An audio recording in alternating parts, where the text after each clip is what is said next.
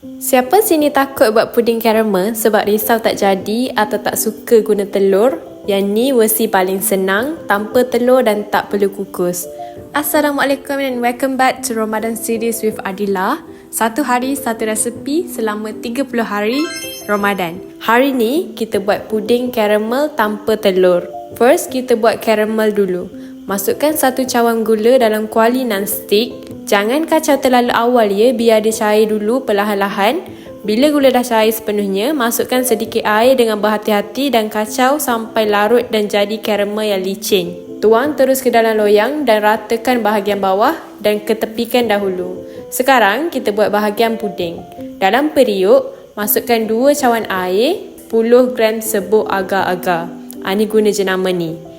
1 cawan susu cair, 5 sudu gula dan kacau semua bahan sampai sebati sebelum buka api. Masak atas api perlahan-lahan sambil kacau supaya agar-agar larut sepenuhnya. Kemudian masukkan bancuhan 3 sudu makan tepung kastard yang dah dibancuh dengan sedikit air sejuk. Kacau tanpa henti sampai adunan mendidih dan nampak pekat serta creamy. Bila dah menggelegak, tutup api dan masukkan secubit garam serta sedikit esen vanila untuk bagi aroma lagi wangi. Tuang perlahan-lahan adunan puding ke dalam loyang yang dah ada karamel tadi. Biarkan sejuk pada suhu bilik dulu, kemudian simpan dalam peti sejuk sampai betul-betul set.